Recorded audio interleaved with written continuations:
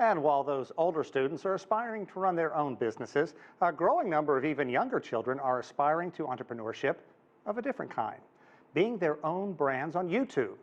I spoke with Scott Talan, assistant professor at the School of Communication at American University, about this trend. In an industry worth an estimated $6.5 to $8 billion, I began by asking him what the possible dangers might be. What's the danger in this?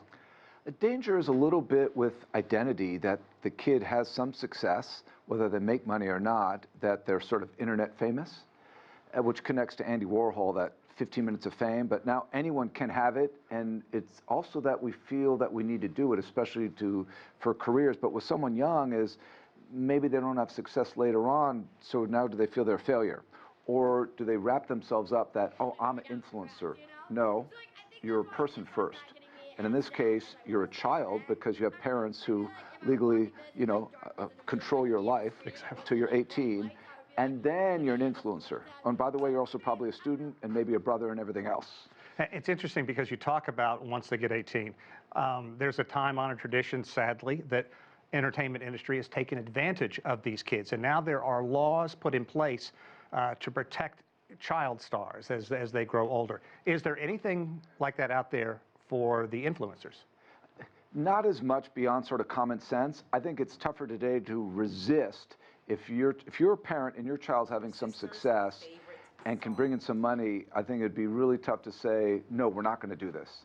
But there's been case in Hollywood for years where parents, especially mothers oftentimes, would control and dictate and literally craft the career for their child.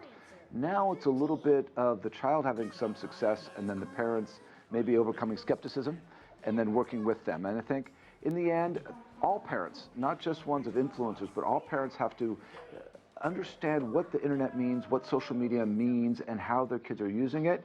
That doesn't mean the kid's going to tell them everything they're doing, but then how do you really give the best advice, knowing as a parent you didn't grow up with this? And what about other nations? Because what I was talking about chiefly refers to the U.S. In other countries, are there kids, are there parents going through this?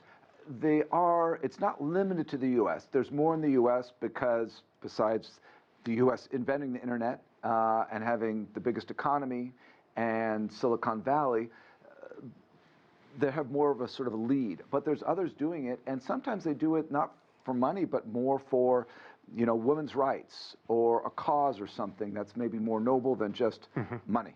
Not to sound like that old guy who says, get off my lawn, but a recent study, I'm going to focus on these numbers, by Lego, everybody knows Lego, the little toys, found that out of 1,000 kids in the U.S., 29% want to make it in vlogging. In the U.K., 30%. In China, 18%. Firstly, it's kind of a bit of a difference, but what happened to being an astronaut and being a doctor? So times change, and the U.S. is not, we have astronauts, but they don't get as much attention, right, for all sorts of reasons. They're not going to the moon for starters, and there's other things now. But it was also true with athletes. People want to go up to be athletes. Well, very few people grow up to be athletes, right? So I think it's fine to have these goals, but also realize, hey, if it doesn't happen, there's other things to do, and don't pin everything in the world that you're a vlogger. That's the problem, is when someone conflates and confuses their identity with any career.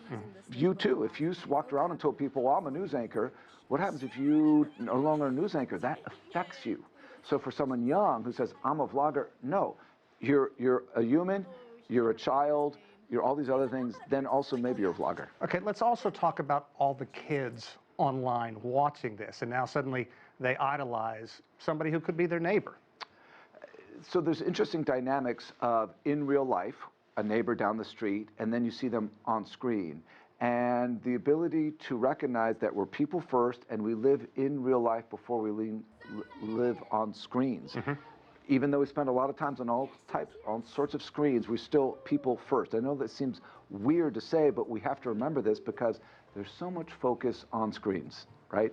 And I think for other people, it's, if you're interacting with someone who's now famous, is just treat them like you did before. And if you're now becoming more famous, is, try and keep humble and remember nothing lasts forever.